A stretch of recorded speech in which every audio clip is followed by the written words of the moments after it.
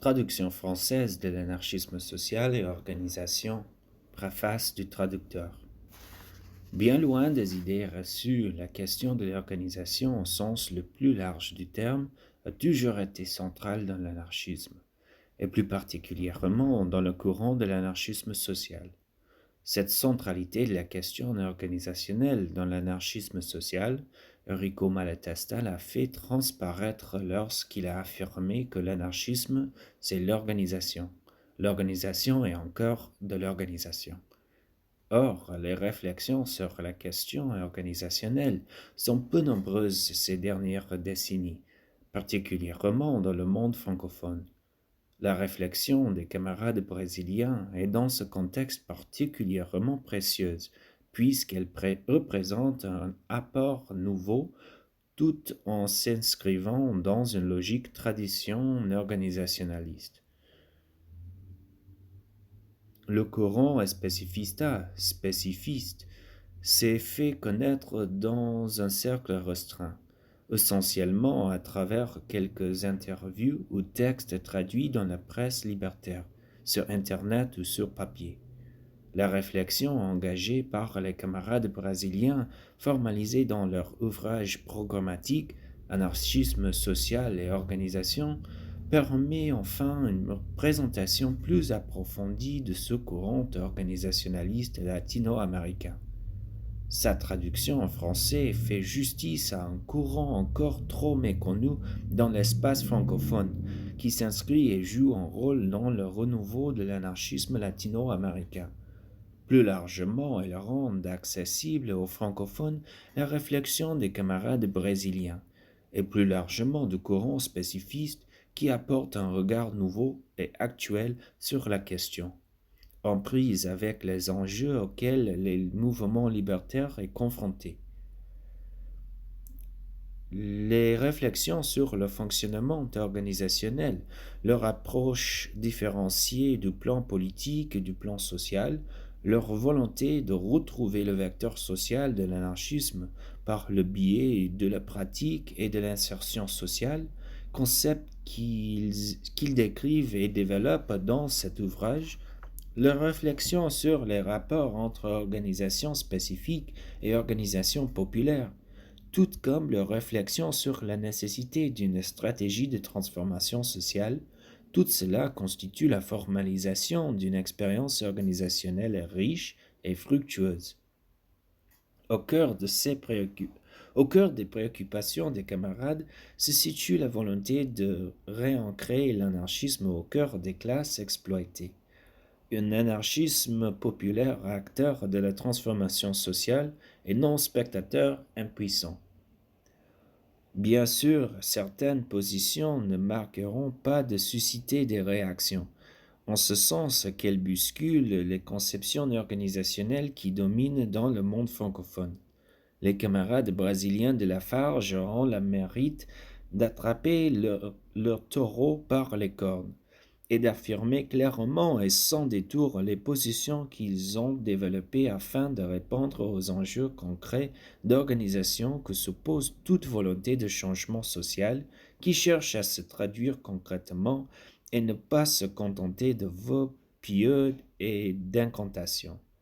Loin de présenter leurs options comme les seules possibles ou de réclamer pour leur courant le monopole de la pensée libertaire, ils affirment « Nous ne réclamons que le respect de notre choix, de même que nous respectons ceux qui ont fait d'autres choix. » Ce choix n'est pas seulement respectable, il a surtout le mérite d'apporter un regard nouveau, de relancer la discussion sur l'organisation et la pratique anarchiste, une nécessité en cette période de turbulence sociale et économique liée à la crise capitaliste, pour refaire du courant anarchiste un acteur majeur de la transformation sociale, pesant sur les événements plutôt que de les subir ou les accompagner au gré du vent. Sam Berkman, CGA Lyon. Introduction. Depuis 2003, le débat sur l'organisation a eu lieu au sein de notre organisation. Nous avions produit des matériaux théoriques, approfondi notre façon de penser, appris des succès et des erreurs de notre pratique politique, et il devenait de plus en plus nécessaire de faire avancer le débat et de le formaliser, afin de diffuser cette expérience à la fois à l'interne et à l'externe. L'activité pratique de nos deux fronts, celui des occupations et des quartiers communautés, était absolument au cœur des réflexions théoriques que nous avons eues dans cette période. Il a même contribué à la création de notre troisième front au début de 2008, le front agro-écologique, appelé l'anarchisme et la nature. Il y a un an, nous avons décidé d'avoir un débat autour de l'organisation, de manière suffisamment approfondie, dans le but d'en formaliser les conclusions dans un document qui serait validé lors du congrès 2008. Pour cette raison, toujours en 2007, nous avons pris des mesures pour contribuer à la nécessaire maturité théorique qui serait indispensable au chemin que nous voulions prendre. Activation de secrétariat à l'éducation politique, réalisation de séminaires de formation interne, développement de brochures de formation pour les militants.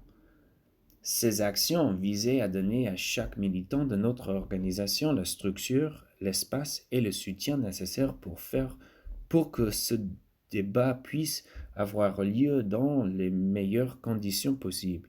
Nous avons fait un grand effort pour lire, écrire, débattre, revoir les matériaux déjà écrits, approfondir les discussions, apporter des clarifications, en somme, pour préparer de la manière la plus complète souhaitable ce débat.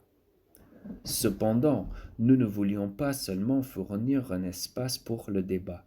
Nous voulions parvenir à des positions plus définitives ou approfondir la ligne politique de l'organisation.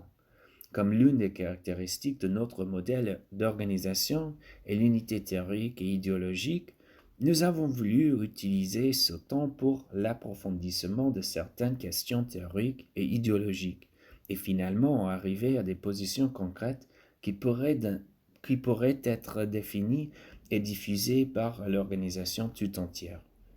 Dans ces 5 années, nous avions toujours pensé que dans ces 5 années, nous avions toujours pensé que dans le but de développer une ligne politique, que nous avions nécessairement besoin de penser à l'influence mutuelle qui existe entre la théorie et la pratique, puisque nous les considérons comme inséparables. Lorsque les deux interagissent réciproquement et d'une manière positive, ils améliorent les résultats de tout le travail de l'organisation. Avec une bonne théorie, on améliore la pratique. Avec les bonnes pratiques, on améliore la théorie. Il n'existe aucun moyen de concevoir l'organisation anarchiste comme reposant sur la seule théorie sans aucune pratique, ou même de développer une théorie et essayer d'adapter totalement la pratique à celle-ci. Dès le début, nous avons pensé qu'il serait fondamental de ne pas construire une organisation qui, loin des luttes, rédige des documents et puis aborde la pratique avec l'objectif de l'adapter à la théorie. De même, il ne nous est jamais apparu possible de concevoir l'organisation anarchiste avec une pratique seulement, mais sans théorie, ou encore en partant du principe que tout ce qui se passe en pratique fait office de théorie. Nous avons toujours recherché un équilibre qui, d'une part, n'a pas eu comme objectif de faire une réflexion approfondie de le préalable à l'action et, d'autre part, chercher à faire en sorte que l'action soit en lien avec la théorie, ce qui, dans notre perspective, renforce le résultat des efforts militants sans perte inutile d'énergie. Dans ce débat qui a eu lieu dans les 2 dernières années et qui est formalisé dans le présent document, nous voulions développer une théorie adéquate qui n'était pas simplement une répétition d'autres théories développées dans d'autres lieux et à d'autres moments. Évidemment, toute notre théorie est imprégnée, depuis le début à la fin, d'autres théories et d'autres auteurs qui ont vécu et agi dans d'autres contextes. Il serait impossible de concevoir une théorie anarchiste cohérente sans la contribution des anarchistes classiques, par exemple. Toutefois, nous avons tenu à avoir une longue réflexion sur ceci, les théories et les pensées de ces auteurs, et à déterminer si elles avaient un sens dans notre contexte actuel. Nous cherchons à créer des concepts appropriés visant à donner un caractère original à la théorie que nous avons voulu créer. Et dans cette entreprise, nous pensons que nous avons eu beaucoup de succès, ayant pu, à notre avis, construire et formaliser une théorie cohérente, articulant théorie classique et contemporaine avec nos propres conceptions. Néanmoins, nous ne croyons pas qu'il s'agit d'une théorie définitive. De nombreux aspects pourraient être améliorés. Enfin, la chose la plus importante est faire apparaître que nous pensons que nous faisons les premiers pas dans la direction que nous voulons prendre. Enfin, nous voulions construire cette discussion et sa formalisation d'une manière collective. Il ne suffit pas pour nous qu'un camarade ou un autre écrive toute la théorie de l'organisation et que d'autres se contentent d'observer et de suivre leur position. C'était pour cette raison que nous avons cherché tout au long de cette période à étudier toutes les positions au sein de l'organisation et non pas uniquement celles d'un militant ou d'un autre. Cela est aussi, à notre avis, une valeur ajoutée pour le contexte.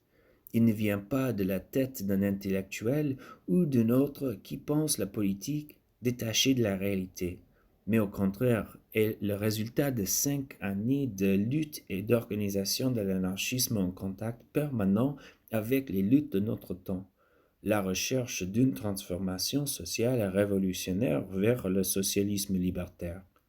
En somme, il est le résultat de 5 années d'activité pratique.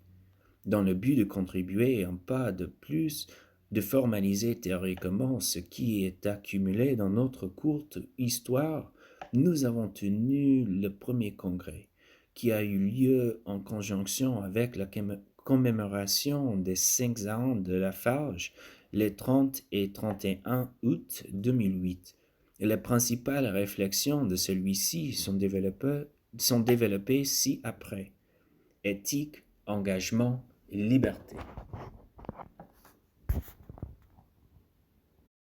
L'anarchisme social, la lutte de classe et les relations centres. L'anarchisme est pour nous une idéologie, c'est-à-dire un ensemble d'idées, de motivations, d'aspirations, de valeurs, une structure ou un système de concepts qui a un lien direct avec l'action, ce que nous appelons la pratique politique. L'idéologie exige la formulation des objectifs finaux, à long terme les perspectives d'avenir, l'interprétation de la réalité dans laquelle nous vivons et un pronostic plus ou moins approximatif quant à la transformation de cette réalité. Sur la base de cette analyse, l'idéologie n'est pas un ensemble de valeurs abstraites et d'idées dissociées de la pratique, avec un caractère purement réflexif, mais plutôt un système de concepts qui existent et sont conçus de manière conjointe avec la pratique et qui la nourrissent à leur tour. Ainsi, l'idéologie exige une action volontaire et consciente avec l'objectif d'imprimer le désir de transformation sociale dans la société.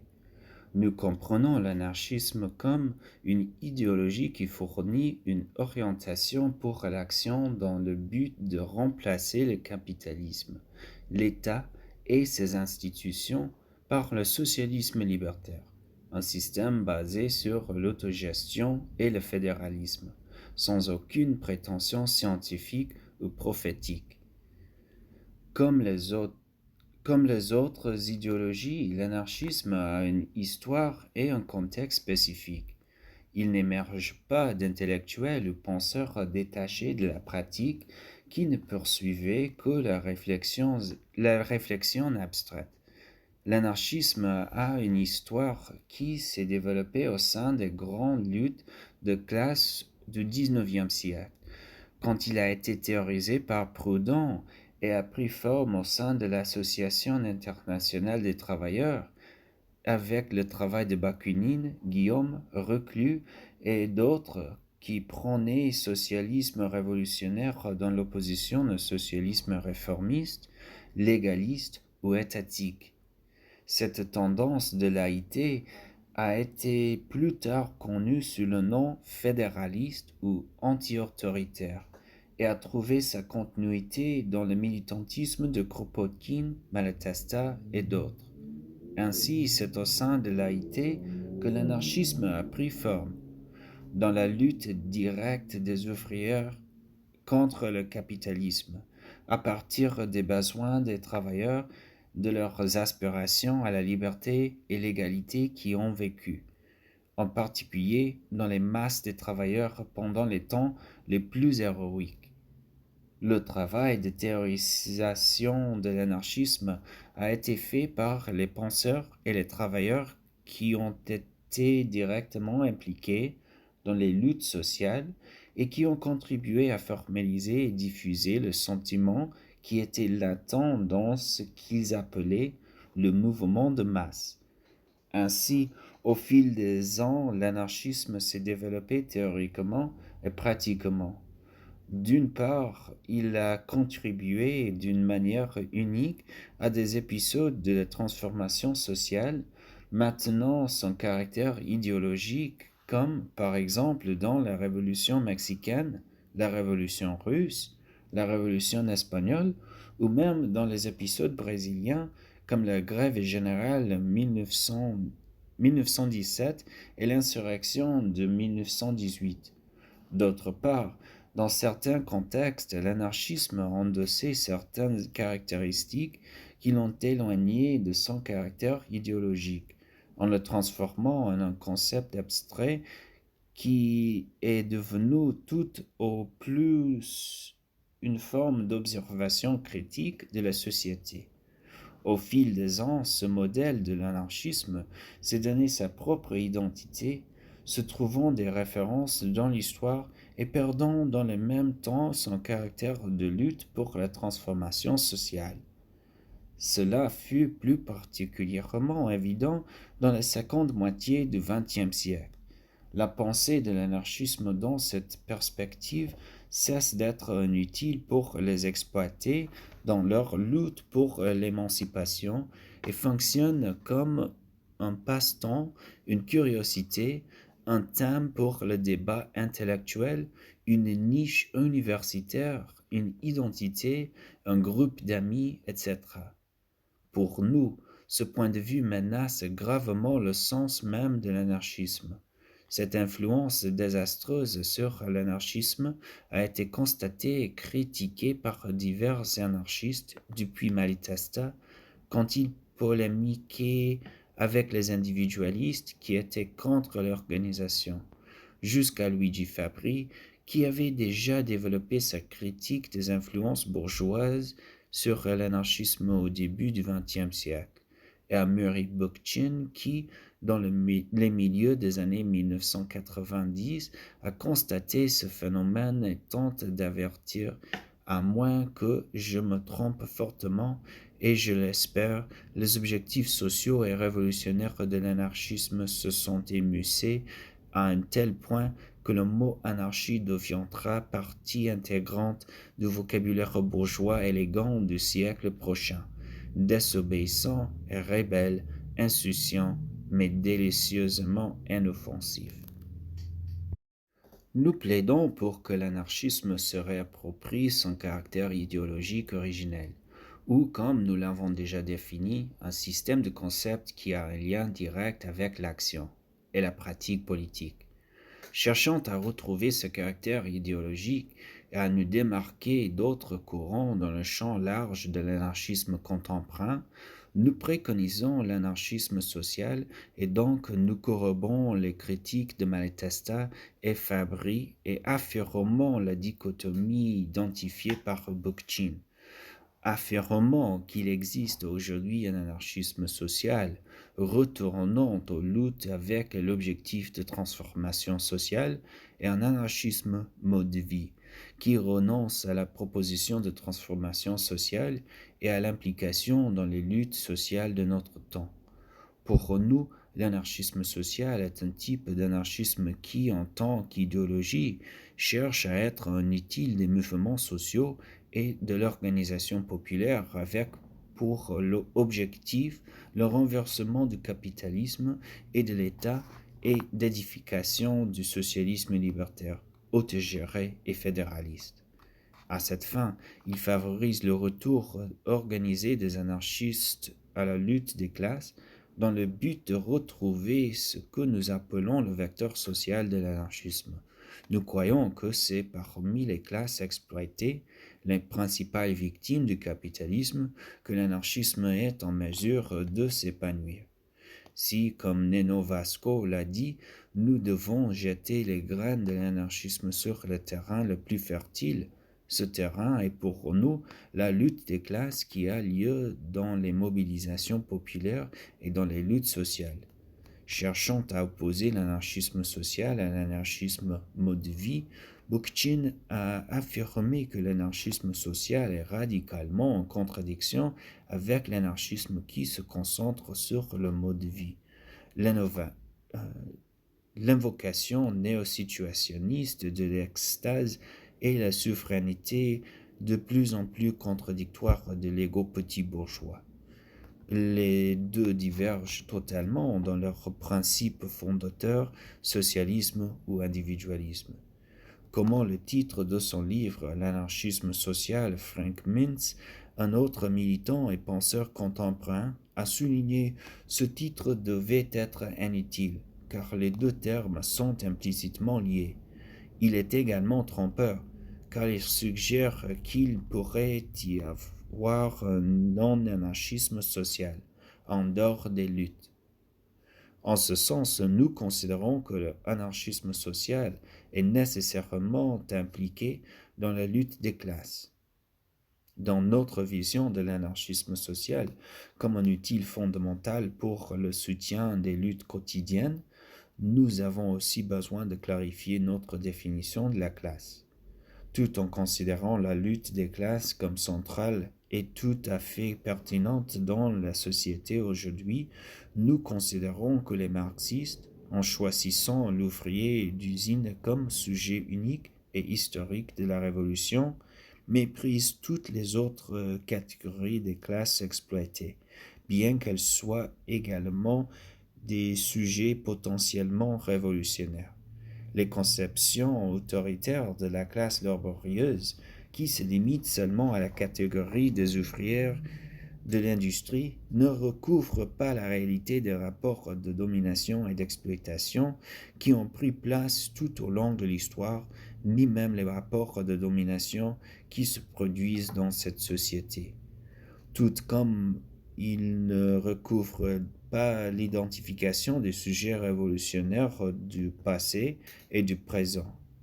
À partir de la nécessité de clarifier cette conception de la classe, nous incluons dans le champ des classes exploitées qui peut et doit contribuer au processus de transformation sociale par des moyens de classe, par des moyens de lutte des classes, les autres catégories qui ont en grande partie retenu l'attention des anarchistes à travers l'histoire. Cette définition de la conception de la classe ne change pas le fait que la lutte de classe est le terrain principal de l'action de l'anarchisme social, mais offre une façon différente de voir notre objectif, la transformation des relations centre-périphérie, ou plus précisément la transformation de la rapport de domination des périphéries par les centres, sur la base de la classification de Rudolf de Jung et sur celle de notre propre histoire récente de la lutte, nous conceptualisons toutes les classes exploitées à partir des relations centre-périphérie, ainsi font partie de ce groupe. A. Les cultures et les sociétés complètement aliénées et distanciées du centre, pas du tout intégrées et sauvages, aux yeux du centre, par exemple les Indiens d'Amazonie. B. Les zones périphériques liées au centre et appartenant à ces structures socio-économiques et politiques qui tentent dans le même temps de maintenir leurs identités. Elles sont dominées par le centre, menacées dans leur existence par l'expansion économique de celui-ci. Selon les normes du centre, ils sont en retard et sous-développés. Par exemple, les communautés indigènes du Mexique et les pays andins. D'autres exemples de cette catégorie, peut-être nous devrions parler d'un sous-groupe B1, sont les petites agricultures, les travailleurs qualifiés et les paysans menacés dans leur existence sociale et économique par par le progrès du centre et qui luttent encore pour leur indépendance. C. Les classes économiques ou socio-économiques des systèmes qui faisaient partie du centre, mais qui ont été ramenés à une position périphérique après les innovations technologiques et les développements socio-économiques dans le centre. Par exemple, le lumpen prolétariat, les travailleurs informels et précaires et l'armée permanente des sans-emploi. D. Les classes sociales et les groupes qui prennent part au centre dans un sens économique, mais qui sont périphériques dans un sens social, culturel et ou politique. Les classes laborieuses, le prolétariat, dans les sociétés industrielles émergentes, les femmes, les noirs, les homosexuels. E. Les relations centre-périphérie de nature politique, que ce soit entre États ou en leur sein, les relations coloniales ou impérialistes, les relations entre les capitalistes et les provinces, etc. De telles relations dans le système capitaliste sont développées en parallèle avec les relations économiques mentionnées ci-dessous au groupe E1, la domination néocapitaliste, la colonisation interne et l'exploitation. En acceptant cette classification, tout en étant conscient de ses limites, nous définissons la catégorie des classes exploitées comme les zones périphériques qui sont dominées par le centre. Il est important de souligner que nous ne considérons pas comme faisant partie de cet ensemble des classes exploitées des individus qui sont enterrés dans les zones périphériques, mais qui, dans la pratique, établissent des relations de domination sur les autres, devenant ainsi de nouveaux centres. D'où la nécessité pour toutes les luttes des classes exploitées d'avoir une perspective révolutionnaire afin qu'elles ne cherchent pas simplement à constituer de nouveaux centres à partir de parties des zones périphériques. Partant de cette définition, il existe deux façons de penser les transformations sociales. L'une autoritaire, historiquement utilisée par les héritiers du marxisme, révolutionnaire ou réformiste, et une autre libertaire, utilisée par les anarchistes. Les autoritaires, y compris certains qui se disent anarchistes, considèrent le centre comme un moyen et orientent leur politique vers celui-ci.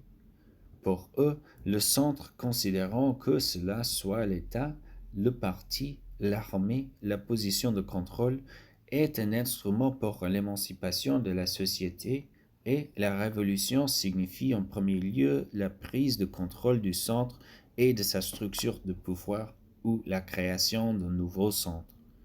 La conception même de la classe qu'ont les autoritaires est basée sur le centre. Quand ils définissent le prolétariat industriel en tant que sujet historique, ce qui est décrit dans la lettre D de la définition précitée, et exclut et marginalise les autres catégories de classes exploitées qui sont dans la périphérie, comme par exemple le paysannerie. Les libertaires ne considèrent pas le centre comme un moyen et luttent en permanence contre lui, construisant leur modèle révolutionnaire et leur stratégie de lutte en direction de toutes les périphéries, telles que décrites par les lettres allemandes A à E dans la définition ci-dessus. C'est-à-dire que dans son activité dans la lutte des classes, l'anarchisme considère comme élément des classes exploitées les communautés traditionnelles, les paysans sans emploi, sous-employés, les sans-abri et d'autres catégories souvent négligées par les autoritaires. Ainsi, la lutte est développée par quelqu'un qui sent vraiment les effets du système et donc a besoin de l'abolir de toute urgence. Les anarchistes stimulent les mouvements sociaux dans la périphérie à partir de la base et cherchent à construire une organisation populaire afin de lutter contre l'ordre existant dans la solidarité et de créer une nouvelle société qui serait fondée sur l'égalité et la liberté, et dans laquelle les classes ne feraient plus sens. Dans cette lutte, les anarchistes utilisent les moyens qui contiennent en eux-mêmes les germes de la future société. La conception anarchiste des forces sociales derrière le changement social est beaucoup plus générale que la formule marxiste. Contrairement au marxisme, il ne donne pas un rôle spécifique au prolétariat industriel. Dans les écrits anarchistes, nous trouvons toutes sortes de travailleurs pauvres et tous les opprimés, tous ceux qui, en quelque sorte, appartiennent à des groupes ou des zones périphériques et sont donc des facteurs potentiels dans la lutte révolutionnaire pour le changement social. Avec cette conception des forces révolutionnaires, nous affirmons que tout indique que c'est dans la périphérie, dans les marges, que la révolution conserve sa flamme allumée.